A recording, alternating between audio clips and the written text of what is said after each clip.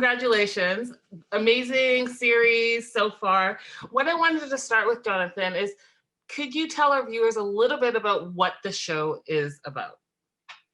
Yeah, the show is about love and identity in a society that is incredibly oppressive.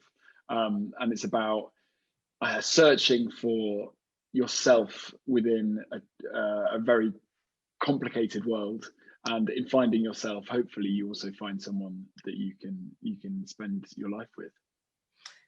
But it's also sprinkled with a little bit of money, a little bit of scandal, a lot of lust. Yeah, a lot of lust. There's a lot of lust, and there's a lot of privilege in there. But yeah, it's all going on.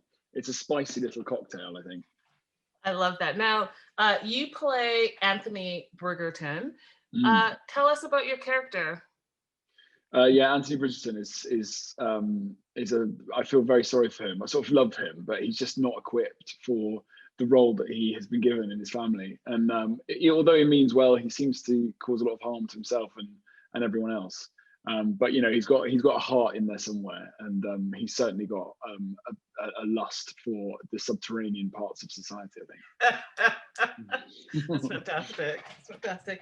What was it like filming not only a period piece, but Shondaland's first Netflix collaboration? Yeah, I mean, it was amazing. I think it's really only dawning now when we're now meeting people who've seen it and knowing that it's coming out on Christmas Day, that you realise the sort of scale of it. But they're so brilliant, Shondaland.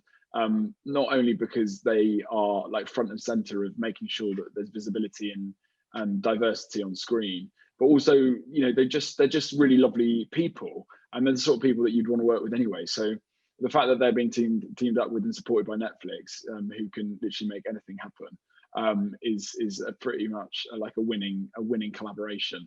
And I think their first album is going to be pretty special. Now, I was reading up on this. You guys have already been renewed for a second season. What are your feelings on that, considering, most people haven't even seen it yet? So that's showing how amazing it already is. Well, yeah, I mean, the rumors of a second season, they're pumping. But yeah, I don't know. Well, who knows?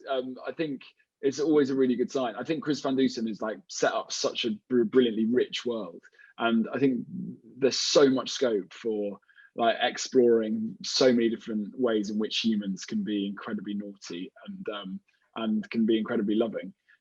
So yeah, I'm all for growing up and continuing the love with the Bridgerton family. Now, can you talk a little bit about this scandal sheet and explain to our viewers what exactly that is and why it's so important to this storyline? Yeah, well, I think the thing that struck me with Lady Whistledown is that it pretty much reminded me of the news of the world in the UK. We live in a world now of cancel culture where someone can say the wrong thing on Twitter and they can be completely, sort of classed and undermined, and so that seems to be a very modern thing that Lady Whistledown can, and as we see, she literally writes off families, and yeah, it's a brilliant sort of social pressure that we're still living in now, and to be able to go and look at that through a 19th century lens, I think it's just completely bang on, because I think sometimes it's hard to see how you're existing and how you're living in your own society. And sometimes when you go back a couple of hundred years and see that that same thing was happening all along, the pressures of Twitter and social media, I think, are present in Lady Whistledown. Yeah, so would you call it almost like a period piece that is almost equivalent to online dating or matchmaking in present day? I think instead of swiping left and right, you have to spin, don't you, on the dance floor? But you get to see all your prospective dates boogieing around. But yeah, I think it's funny because obviously now we're all hopefully and in the best parts of the world, you're free to love whoever you want, whenever you want. But the thing about Bridgerton is it reminds us that there was a time where, and still is in various places in the world now, where you're forced at a very young age to make a decision which ultimately dictates a lot of your happiness and your sense of self. So hopefully it will alleviate the pressure of some people feeling of meeting the right person in 2020 when you see someone at 19 having to make that decision so early on. I love that. Now I'm going to play a quick word association game with you. Really? I love games. You're gonna answer as your character, Anthony. I'll give you two words. You have to pick one of the words. All right? Okay. Ready? Yeah. So, friends or family? Family.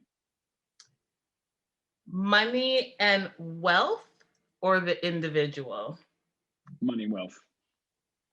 Love or romance? Romance. Love it.